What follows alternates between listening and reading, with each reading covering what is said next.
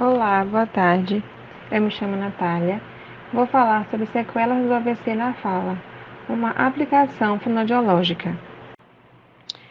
Então, o AVC decorre da alteração do fluxo de sangue ao cérebro, responsável pela morte de células nervosas da região cerebral atingida. O AVC pode se originar de uma obstrução de vasos sanguíneos, o chamado acidente vascular isquêmico, ou de uma ruptura do vaso, conhecido por acidente vascular hemorrágico, que falarei mais em breve. A maior parte dos sobreviventes do AVC permanecem com alguma sequela, seja ela de ordem física, comunicacionais, funcionais, sensitivas, mentais ou emocionais. Neste trabalho, falarei das sequelas da fala. Existem vários fatores de risco, potenciais, modificáveis e não modificáveis, que contribuem para a ocorrência do AVC. Então, conhecer esses fatores favorece a prevenção e reduz custos de hospitalização e reabilitação. O grupo de risco não modificável são idosos, baixo peso ao nascimento, negros, sexo masculino, etc.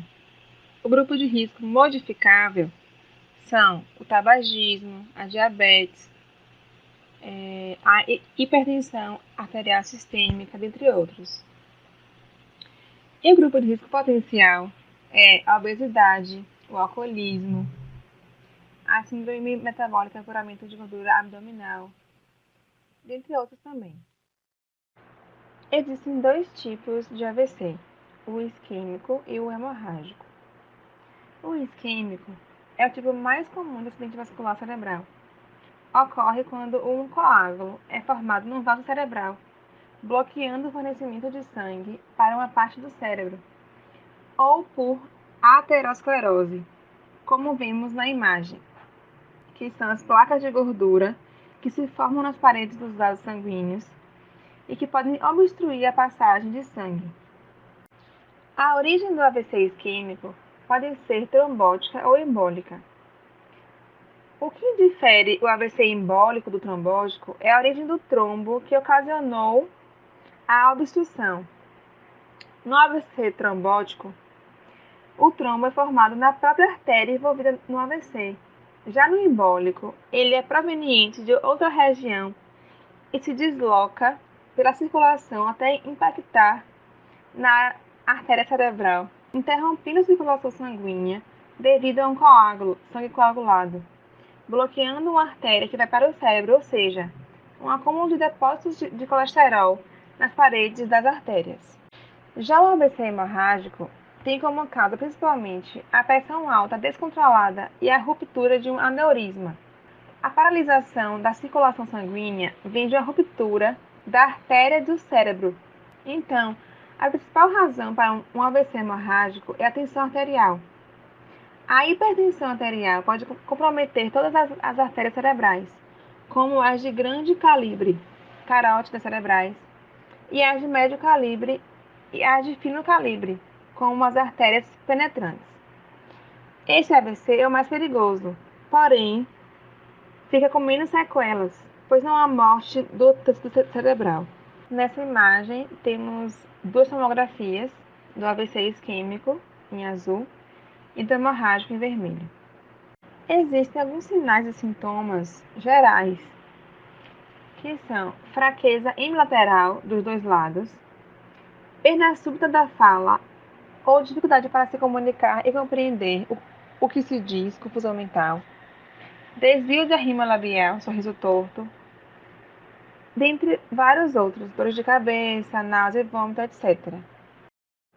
Nessa imagem, temos o famoso SAMU, que é para nós lembrarmos sobre como identificar os sintomas, que é o sorria, abrace, música e urgente.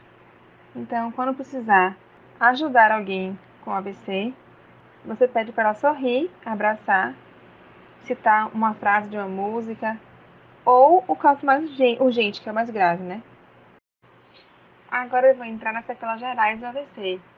Temos os mais importantes, que são a afasia, disartria, apraxia, disfagia.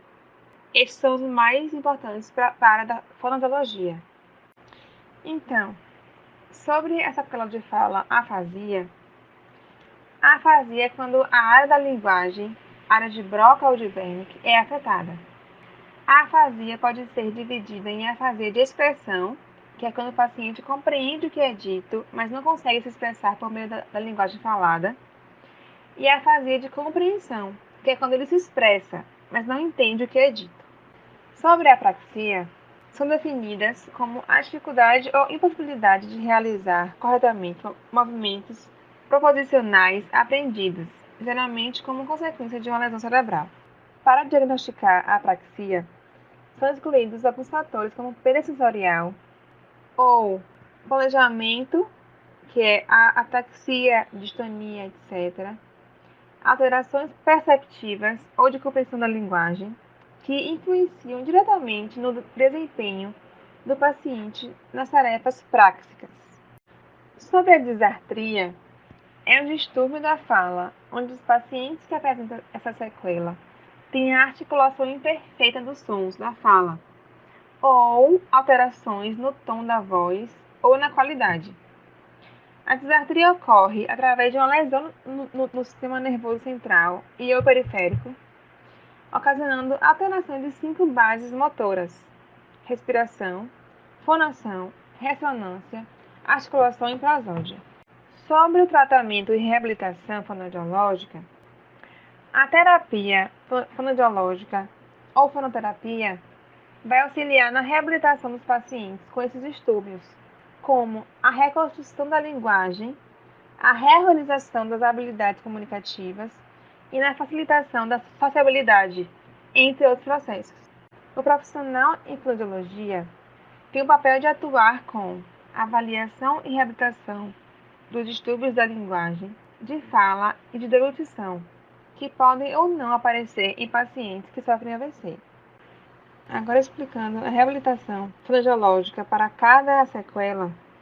No caso da afasia, o mais indicado é a terapia fonoaudiológica, pois ela reconstrói a linguagem, utiliza estratégias compensatórias, reorganiza habilidades comunicativas presentes, etc.